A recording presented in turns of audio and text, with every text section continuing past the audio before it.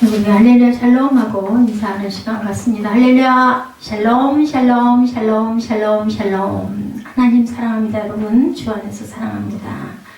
우리 사도행전 23장이죠. 바울을 지켜주시는 하나님, 지켜주시는 하나님입니다. 그런데 제가 35절에 이 해석이 어떨지 그 부분이죠. 그 비캡 언더가드라고 나와 있습니다. 지키라고.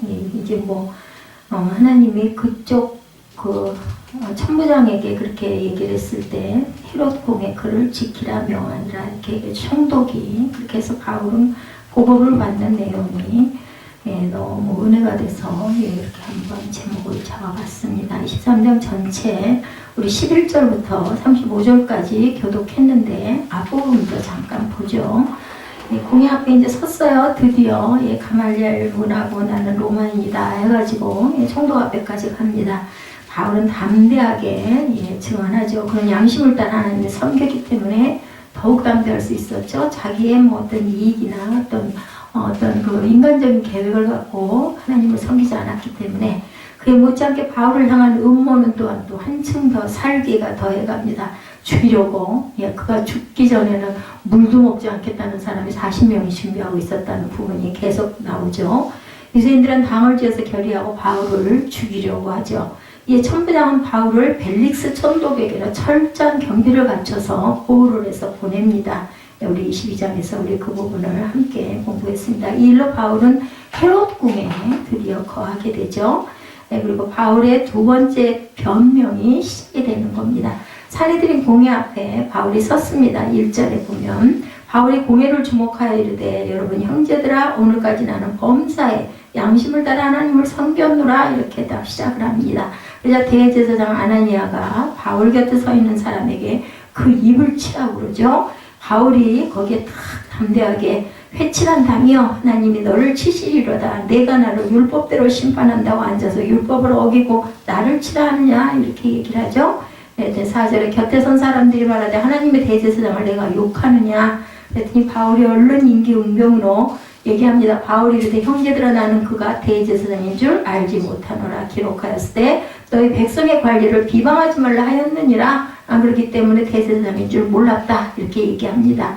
6절에 바울이 그중 일부는 사두개인이고 다른 일부는 바리새인인 걸 딱 알아봤어요. 그리고 공에서 외쳐 이르되 여러분 형제들아 나는 바리새인이요 또 바리새인의 아들이라 죽은 자의 소망 그 부활로 말미암아 내가 신문을 받노라 이렇게 딱 얘기합니다. 왜냐하면 바리새인과 사두개인들은 다르죠. 바리새인과 사두개인들은 부활의 그 부분이 서로 엇갈립니다.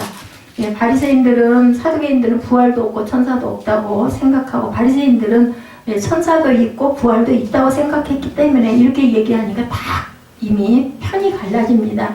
9절에 크게 떠들새 바리새인 편에서 몇 서기관이 일어나 다투어 이르되 우리가 이 사람을 보니 악한 것이 없도다. 이미 이제 바울 편에 섰어요.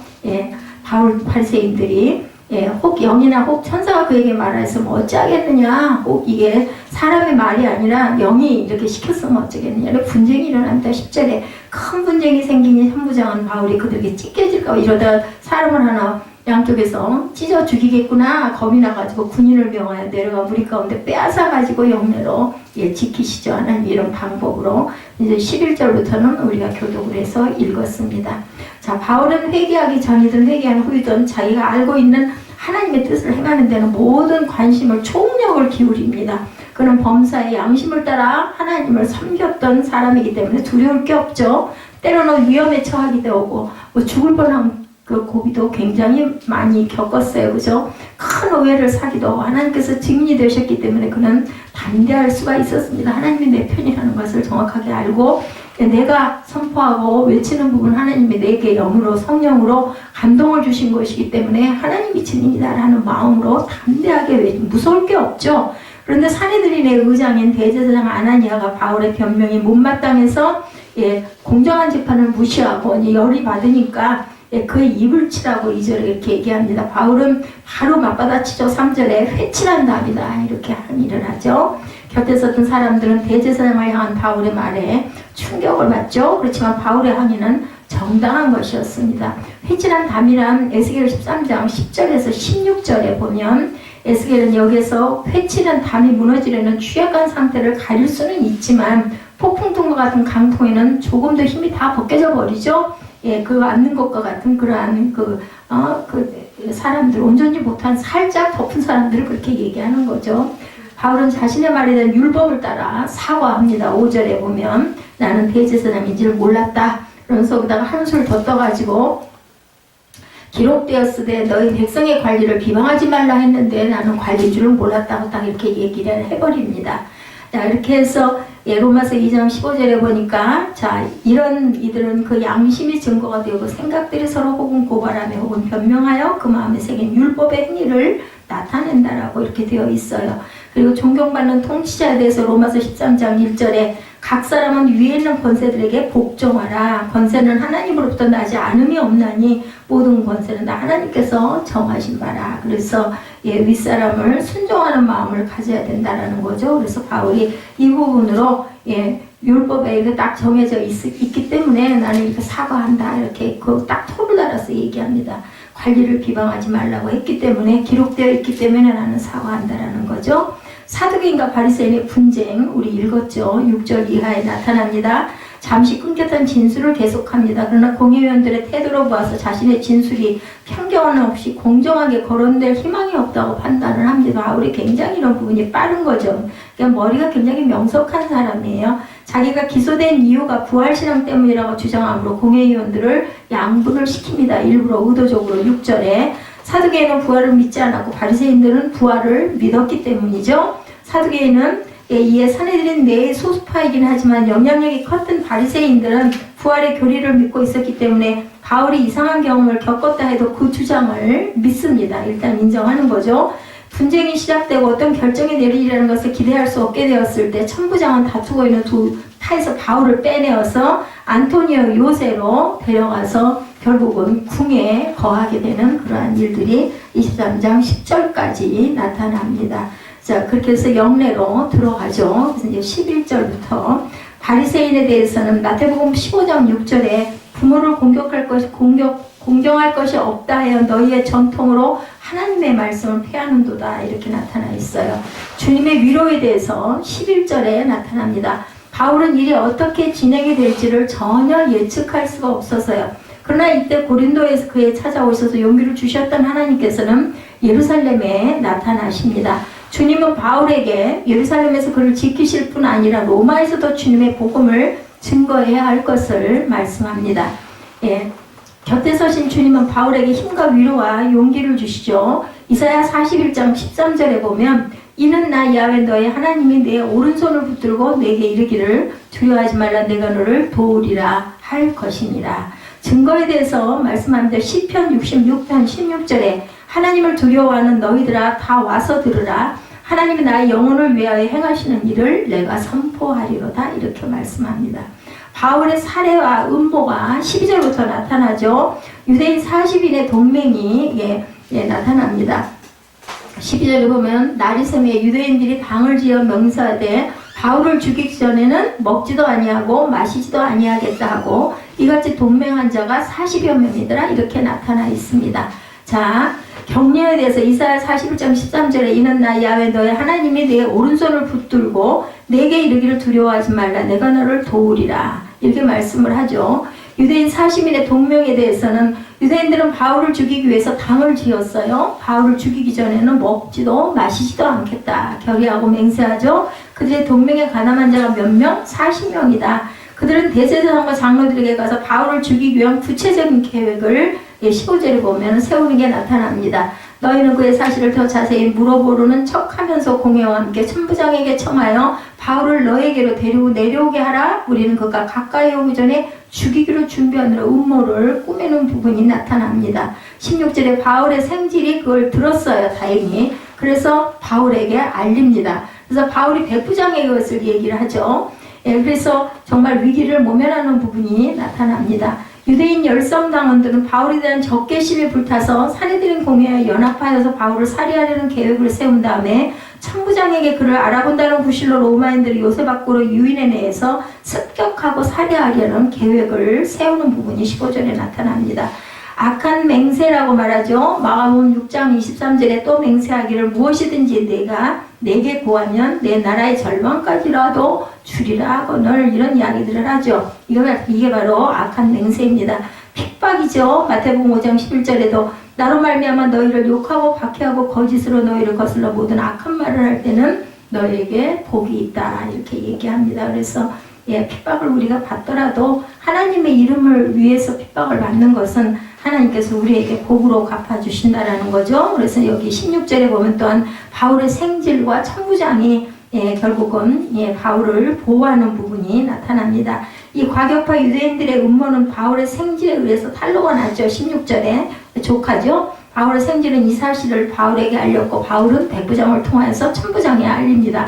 바울을 통해 이 사실이 천부장에게 알려주죠. 17절에 천부장은 신속히 행동합니다. 19절에 나타납니다. 그의 손을 잡고 물러가서 조용히 바울에게 묻죠. 내게 할 말이 무엇이냐 대답하죠. 바울이 유대인들이 공모하기를 그들이 바울에 대하여 더 자세한 것을 묻기 위함이라 하고 내일 그를 데리고 공회로 내려오기를 당신께 청하자 했으니 아마 이게 백부장 대답인 것 같아요.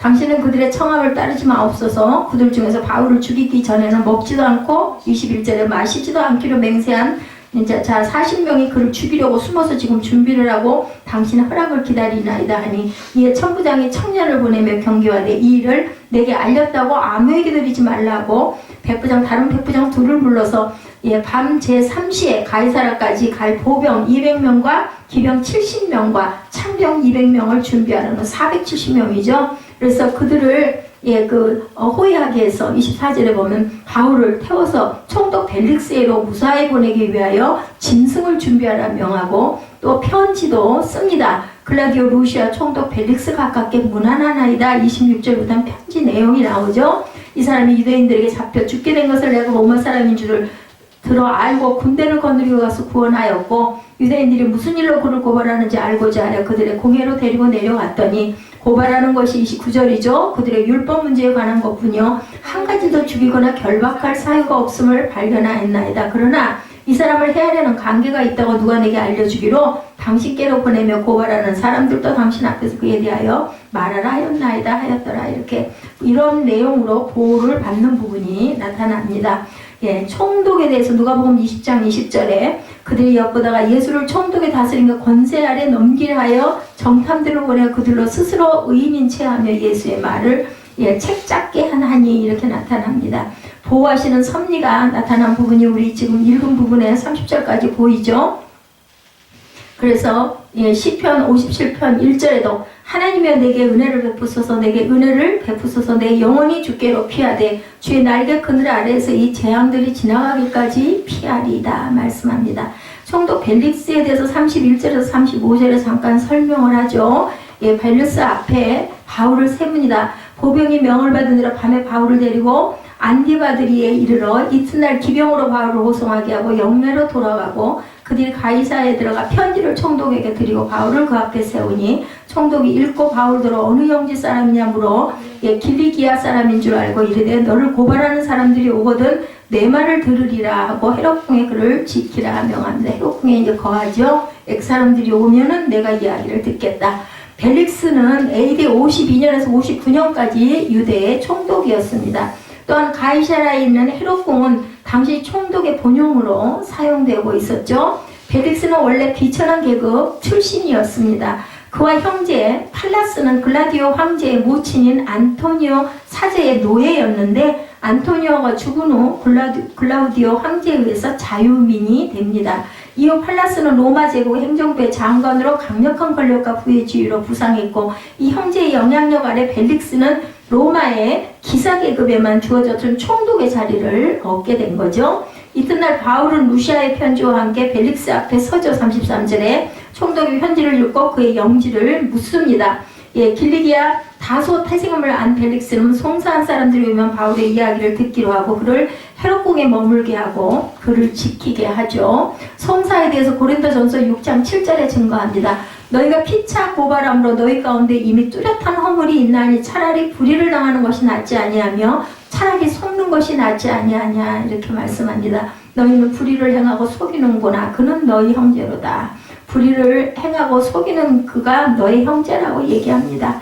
예, 피차 이렇게 고발해서 좋을 일은 하나도 없겠죠. 헤롯 궁에 대해서 마태복음 27장 27절에 이게 총독의 군병들이 예수를 데리고 관정 안으로 들어가서 온 군대를 그에게 모읍니다. 이런 부분들이 나타나 있습니다. 그래서 결론적으로는 바울은 동족의 몰인종과 복음에 대한 배타, 육체적 피곤, 그리고 기독교인들의 냉담으로 인해서 많은 어려움을 당합니다. 그때 주님께서 바울을 격려해 주셨고 로마 행을 권하셨죠. 예, 보면 우리 11절에 읽은 데서 그날 밤에 주께서 바울 곁에서 이르기되 담대하라, 내가 예루살렘에서 나이를 증언한 것 같이 로마에서도 증언하여야 하리라 하시니라. 이래서 내가 이제 로마로 가야 되는구나 라는 것을 하나님의 말씀을 통해서 깨닫고 로마로 가게 되는 거죠. 예, 한밤에 가이사라로 향하는 노중에서 그는 평안히 잠을 즐길 수 있었겠죠. 하나님이 보내셨기 때문에. 하나님이 보내시는 길은 죽음의 길은 없어요. 설령 죽는다 하더라도 영광의 길이죠. 그 후에도 유대인의 음모와 여러 가지 위험을 가졌지만 바울은 평안할 수 있었던 것, 그것은 하나님께서 나를 인도하신다라는 것을 알았기 때문이죠. 사내들인 공회에서 재판을 받은 바울 사도는 바리새파와 사두개파의 교리 논쟁으로 인해서 천부장의 구출로 해서 살아날 수는 있었지만 바울을 죽이겠다는 극렬 반대주의자들은 좀처럼 수고로들지를 않습니다. 심지어 바울을 죽이지 아니하면 먹지도 않고 마시지도 않겠다고 단식 투쟁에 나선 사람들이 40여 명이나 되었습니다. 이스라엘 사람들은 특히 굉장히 맹세를 중요시했어요. 그 시대에. 더구나 하나님의 이름으로 하는 맹세이면은 더욱더 중요하게 생각을 했겠죠. 우리도 그렇지 않습니까? 40여 명이 바울을 죽이지 아니하면 먹지 않겠다고 선언한 것은 바울을 죽이지 아니하면 자신들이 죽겠다는 결연한 의지이기도 합니다. 이들 바울 암살 특공대는 바울을 다시 공회로 불러서 공회로 나온 길목에서 암살할 계획을 세웠죠. 우리가 보면 읽은 데서. 근데 이해가 잘 안 되는 것은 이들은 하나님을 경외하는 사람들이었음에도 불구하고 이랬다라는 거죠. 하나님의 이름으로 맹세를 한 거예요. 그 맹세의 내용은 바울을 죽이자는 것이고 죽일 계획을 세운 것이었습니다. 이러한 사실을 주님께서 아시고 사도 바울이 두려움에 사로잡히지 않기 위해서 그 전날 밤에 환상을 보여주시고 음성을 들려주시죠. 그날 밤에 주께서 바울 곁에 11절입니다. 아까 제가 읽었죠. 곁에 서서 이르시되 담대하라, 내가 예루살렘에서 나의 일을 증거한 것 같이 로마에서도 증거하여야 하리라. 하나님께서는요, 특별한 뜻을 위해서는 환상으로도 보여주시고 꿈으로도, 꿈인지 현실인지 모를 것 같은 그런 꿈으로도 이렇게 말씀을 직접 하실 때도 있고 음성을 들려주실 때도 있습니다. 자기를 죽이려고 먹지도 않고 마시지도 않은 결사대가 40명이 있다면 얼마나 무섭겠어요. 어느 순간에 어떤 누군가가 하나가 와서 그냥 푹 찌르면 죽을 건데, 그죠? 우리가 지기 싫어하는 사람 한 사람만 있어도, 주변에 있어도 굉장히 힘들잖아요. 가정에서도 서로 마음 맞지 않는 사람 한 사람만 있어도 굉장히 불편합니다. 어떤 공동체나 어떤 그 좌석에서도 누군가가 자꾸 자기를 곱지 않은 눈으로 바라만 봐도 너무너무 힘이 들죠. 그런데 이렇게 많은 사람들이 바울을 죽이려고 하니까 살기가 얼마나 크게 느껴졌겠어요. 이런 일이 북한이나 공산권에서 전도하는 사람들에게 똑같이 일어나고 있는 거죠. 그 시대에 특히나, 그죠? 예수를 증거하고 전하는 사람들은 생명을 걸고, 그죠? 선지자들도 마찬가지고, 그리고 하나님의 그 사명을 감당하는 종들도 마찬가지입니다. 실제로 공산권에서는 생명을 내걸고 예수를 믿어야 된다 그러죠. 옛날 이야기만이 아니라 지금 지구상에도 이러한 일들이 많이 일어나고 있습니다. 12절에 사도 바울을 도와주려는 사람은 극소수였죠. 사도 바울을 죽이려는 사람은 40명. 그것도 먹지도 않고 마시지도 않고 서운한 사람들이 이렇게 많았다라는 겁니다. 그러나 주님은 바울에게 말씀하죠. 담대하라, 너는 결코 죽지 않는다. 결코 죽지 않고 로마로 입성하게 될 것이다 라고 11절에 용기를 주십니다. 40여 명의 사람들은 대제사장과 장로들을 찾아가서 자기들의 계획을 이야기하죠. 그리고 당신 천부장에게 이야기해서 우리가 조사할 것이 있으니까 바울을 우리 공회로 보내달라고 이야기하는 겁니다. 그때 바울이 천부장의 손에서부터 이 대제사장의 손에 들어가려는 이동 과정에서 숨어 있다가 죽이겠다, 이런 내용이, 이런 음모가 있었죠. 14, 15절에 대제사장과 장로들은 살인 음모에 겉으로는 나타나지 않지만 속으로는 협조를 하기로 생각을 한 거예요. 40명만 바울을 죽이려고 한 것은 아니었다는 거죠. 대제사장들과 서기관들이 그를 더 죽이고 싶어 했다는 것. 예수께서는 마태복음 5장 10절 11절에서 말씀하시죠. 의를 위하여 핍박을 받는 자는 복이 있나니 천국이 저희 것이니라. 나를 인하여 너희를 욕하고 핍박하고 거짓으로 너희를 거스려 모든 악한 말을 할지라도 어떻게 해요? 너희에게 복이 있다. 기뻐하고 즐거워하라. 하늘에서 너희의 상이 큽니다. 너희 전에 있던 선지자들도 이같이 핍박하였다라고 말씀합니다. 예수님 당시부터 지금까지 의인들은 계속해서 핍박을 받아왔다라는 거죠. 이 의인들이 받는 핍박을 통해서 복음이 증거된 거예요. 핍박 없는 복음 증거는 없었습니다. 우리도 전도해봤지만 전도할 때 반가워하는 사람들 거의 못 보지 않아요? 다들 무시하고 정말 막 무슨 정말 몸에 닿기만 해도 끔찍한 것 같이 그렇게 아주 좋아하지 않고 온전치가 않게 봅니다.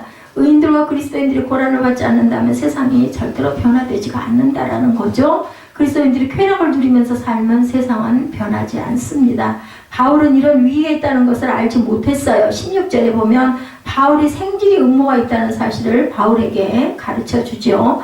바울의 생질이 누구인지는 여기서 한 번 나오기 때문에 그 내용은 나오질 않습니다. 16절에 한 번 나오고, 우리가 발견하는 중요한 사실, 하나님께서는 바울의 위기에 개입하셨다라는 거예요. 생질을 통해서 알려주죠. 그리고 생각지도 못하게 그 위기를 하나님께서 건져주고 있다는 사실, 보호하신다는 사실을 우리가 알아야 되겠다. 지금 내 주변에 여러 가지 위기가 벌어지고 있는데 내가 모를 뿐인 거예요. 그걸 알고는 아마 우리가 살기가 굉장히 어려울 것 같습니다. 모르니까 아무것도 모르기 때문에 우리가 살아가는 거죠.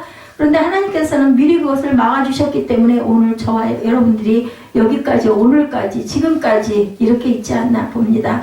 바울을 지키셨던 하나님이 저와 여러분도, 사실은 우리는 막 염려하고 걱정하고 근심하고 앞날에 대한 불투명한 일들 때문에 염려하지만 하나님께서는 다 알고 계시고 또 하나님께서는 계획을 갖고 계시다라는 거죠. 우리도 모를 위기가 있었는데 하나님께서는 그때마다 막아주시고 보호해 주셔서 교통사고 날 일이 얼마나 많이 있었는데도, 죽을 일이 얼마나 많이 있었는데도 그런 것들도 피하게 하십니다. 하나님께서 지켜주시고 보호해 주셔서 저와 여러분들이 오늘까지 이렇게 건강하게 있을 수 있었다는 것, 다 좋지는 않지만 하나님이 보호하시지 않았으면 이나마도 서 있지 못하지 않겠나, 저는 그 생각을 늘 합니다. 하나님께서 하시고자 하시면 1000사람이 넘어지고 10,000사람이 넘어진다 할지라도 우리가 사방으로 우겨싸움을 당하고 낙담할 일이 있을지라도 당하지 않는다는 사실을 우리가 압니다. 말씀을 통해서도 그렇죠. 17절에서 19절에 보면 바울은 이러한 소식을 듣고 백부장을 통하여 천부장에게 보고하도록 하죠. 여기서 어젯밤에 나타나신 주님 때문에 그렇게 흔들지 않은 바울의 모습을 우리가 볼 수가 있습니다. 마치 겟세마네 동산에서 땀방울이 핏방울이 되기까지 기도하셨기 때문에 체포당하여 십자가에 못 박혀 죽을 때 당황하지 않는 것과 같은, 하나님께서는 그것을 준비하게 하시기 위해서 이렇게 직접 개입하신다는 것. 특별할 때는 저와 여러분이 기도하면 어떤 일을 당하여도 우리가 흔들리지 않습니다. 이런 확신이 오게 되면, 그렇죠. 주님과 늘 가까이 하면 어떤 위기가 저와 여러분을 덮친다 할지라도 아무런 문제가 되지 않고, 이제 드디어 천부장에 가서 바울이 생질의 이야기를 합니다. 20절에서 21절이죠. 천부장은 전혀 알지 못했던 새로운 뉴스를 접하게 되죠. 이 말을 듣고 이상하게 그가 바울을 도와주기 시작을 합니다. 그는 신앙 있는 사람도 아닌데 주님의 일을 하려고 하면 하나님께서 불신자까지도 사용하시는 것을 우리는 때로는 자주 보죠. 밤 3시에 군대를 풀어가지고 바울을 보호해 줍니다. 22절에서 25절이죠. 한밤중인 밤 3시 야간을 틈타서 바울을 이동시키는 부분이 나와 있습니다. 유대인들이 알지 못하도록, 바리새인과 제사장들이 눈치채지 못하도록 바울 하나를 이동하기 위해서 470명의 군대를 동원하죠. 한 사람을 위해서 우리 하나님은 이렇게 아주 멋진 방법으로 보호하십니다. 돈을 안 줬는데도 500명의 사람이 바울을 태울 말까지 준비해서 안전한 지역으로 보내죠. 내가 하면 돈 드는데 하나님이 하면 이렇게 정말 멋지게, 그죠? 아주 손쉽게, 하나님이 하면 모든 일이 너무나 쉽고 놀라운 일들이 일어납니다. 또 시키지도 않았는데 천부장이 총독에게 편지까지 쓰죠. 변호해 주는 거죠. 왜 이런 일이 일어났을까? 너는 로마를 보아야 하리라. 하나님께서 그렇게 말씀하셨기 때문에 그렇게 일이 이끌려 갔다라는 겁니다. 하나님을 위하여 위대한 꿈을 가진 사람은 절대로 죽지 않습니다. 하나님은 당신의 일을 그에게 시키시기 때문이죠. 우리 교회가 하나님을 위해서 일할 것을 결정하고 헌신하면 하나님이 역사하시고 우리를 막을 자가 없다라는 것을 우리가 믿고 가야 합니다. 저와 여러분의 인생은 무엇을 위해서 살고 있나 오늘 이 말씀 속에서 우리 한번 잠시 묵상해 봅니다. 하나님을 위해서 돈을 벌고 직장 생활을 하고 그죠? 오늘 우리는 사도 바울에서 이런 놀라운 일을 보게 됩니다. 편지 내용의 26절에서 30절까지죠. 천부장은 자기가 본 사실을 그대로 총독에게 이야기하는 부분이 26절에서 30절에 나타납니다.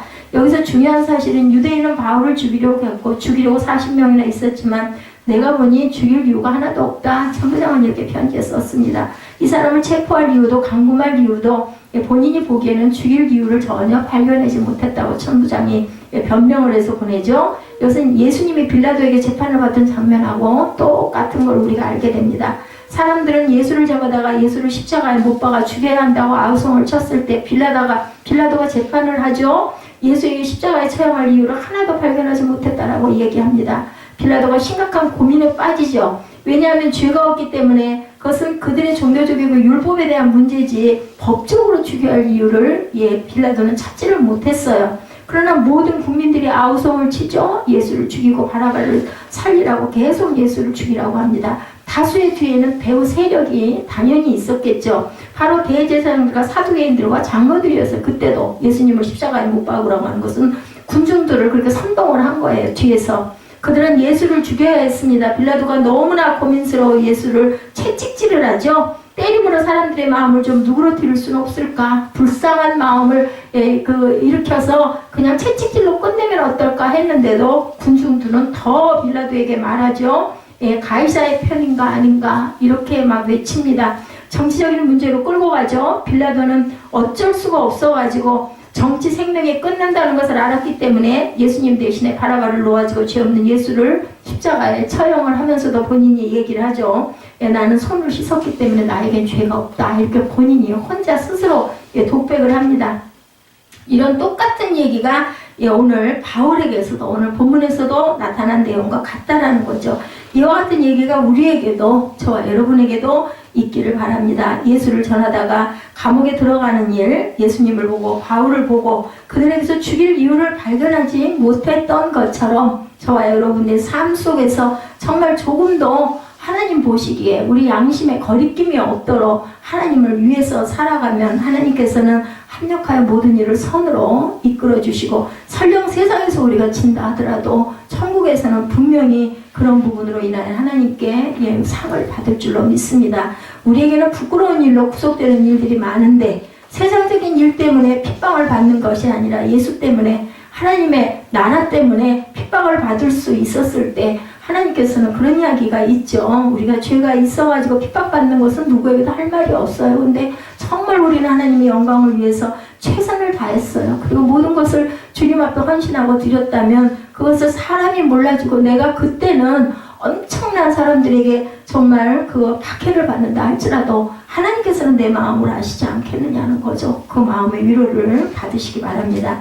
31절에서 35절에 결국 사도 바울은 최악의 위기에서 안전한 방법으로 보호가 되죠. 그래서 제가 오늘 Power be kept under God 하고 한번 정해봤습니다. 말이 이게 문장이 맞는지 정확하게는 모르겠지만 성경 구절에서 그냥 따봤죠. 바울이 로마로 가는데 죄수의 몸으로 끌려가지고 그러나 결국은 로마로 가게 됩니다. 어떤 방법으로든 거꾸로 가도 우리 옛말에도 보면은 뭐 거꾸로 가서 서울만 가면 된다는 얘기가 있으면 결국은 하나님의 방법이죠. 다른 사람의 노력으로 됐던 하나님의 방법으로 된 거죠. 모든 것들이 교회에 매를 맞고 오든 그냥 내 발로 찾아오는 중요한 것은 내가 교회를 가는 것. 그 사람이 교회에 가서 발을 딛는 게 가장 중요합니다. 주님의 뜻을 이루는 것이 중요하죠. 우리의 삶이, 인생이 내 뜻을 이루기 위해서 사는 게 아니고 예수님의 뜻을 이루기 위해서 나의 가정과 나의 건강과 나의 삶이 있다는 것을 우리가 깨달으면 그것으로 복이라고 생각을 합니다. 하나님이 보호한다는 그런 일들은 우리가 종종 우리의 신앙생활에서 경험을 합니다. 하나님을 섬기는 사람에게는 하나님이 그렇게 나를 도와주셨다는 고백이 있죠. 하나님은 결정적인 순간에 우리를 도우시고 우리를 지키시고 보호하십니다. 여기서 우리가 중요한 몇 가지 사실을 봅니다. 첫째로 우리를 해하려는 사람들이 있다 할지라도 하나님이 우리와 함께 계시면 아무런 문제가 없다는 것을 바울의 사건을 통해서 우리가 알게 되죠. 야훼는 나의 목자시니 내게 부족함이 없으리로다. 사람이 죽고 사는 것은 하나님의 손에 달렸죠. 하나님의 사명을 받은 사람은 죽을 수밖에 없는 절대 절명의 비참한 상황에서도 하나님은 피하게 하시고 살려주시고 설령 하늘나라에 데려가신다 하더라도 영원한 영생의 생명을 우리에게 주십니다. 두 번째는 하나님께서 우리를 살려주실 때 여러 가지 방법을 씁니다. 심지어는 적군을 통해서까지도 나를 보호하시고 나를 살려주신다라는 거죠. 상황을 바꿔서 구원하실 때도 있고 천사를 보내서 구원하실 때도 있고 또한 적군을 통해서 이렇게 오늘 천부장처럼 이런 방법으로 도와주시고 로마로 아주 그 470명의 군사를 동원해서까지 안전하게 로마까지 데리고 가기도 하신다라는 것. 베드로가 감옥에 있을 때 바울과 실라를 구원하실 때 지진을 일으키죠. 그리고 천사가 나타나서 착고를 풀어주고 그리고 갈 길로 길까지 딱 데리고 가서 천사가 없어지는 부분을 우리가 봅니다. 신약에서도 보면 오늘 본문을 보면 천사를 보내거나 지진을 일으키는 방법이 아니고 하나님께서 사람의 마음을 감동시켜서 바울을 떼내주는 부분이 나타나죠. 하나님께서는 바울의 생질의 마음을 움직여 주셨고 천부장의 마음을 움직여 주셨고 총독의 마음을 결국은 움직입니다. 그래서 사도 바울을 살해 위기로부터 빼내주시죠. 예수께서는 십자가에 못 박히셔야 했기 때문에 결국은 십자가에 못 박히셨습니다. 그래도 빌라도도 그것을 피하려고 무지개를 썼던 부분을 우리가 압니다. 우리에게도 이런 일들이 분명히 있을 줄 믿습니다. 하나님이 도와주시고 하나님이 인도해 주시는 저와 여러분의 생애가 되시기를 주님의 이름으로 축복합니다. 우리 마음의 중심만 온전히 바르게 지키고 붙들고 가면 분명히 하나님께서는 저와 여러분의 손을 붙들어 주시고 그리고 오른손으로 보호해 주시고 피할 길을 또한 내주시고 그리고 아주 힘들 때 하나님께서는 우리에게 멋진 그 승리를 할 수 있는 길을 열어주신다는 걸 굳게 믿고 가십시다. 하나님께서 저와 여러분의 인생에 항상 개입하시고 간섭할 수 있기를 주님의 이름으로 축복합니다. 저와 여러분 주변에는 저와 여러분을 괴롭게 하고 파괴하는 사람이 있다 할지라도 담대하라 내가 너와 함께함이라 말씀하죠. 이 말씀을 붙잡고 가시는 저와 여러분들이 되셔서 목숨을 걸고 하나님의 나라를 위해서 살아가시는 저와 여러분들이 되셔서 영생의 축복을 그리고 그 나라에서 영광의 면류관을 차지하시는 그런 저와 여러분 되시기를 주님의 이름으로 축복합니다.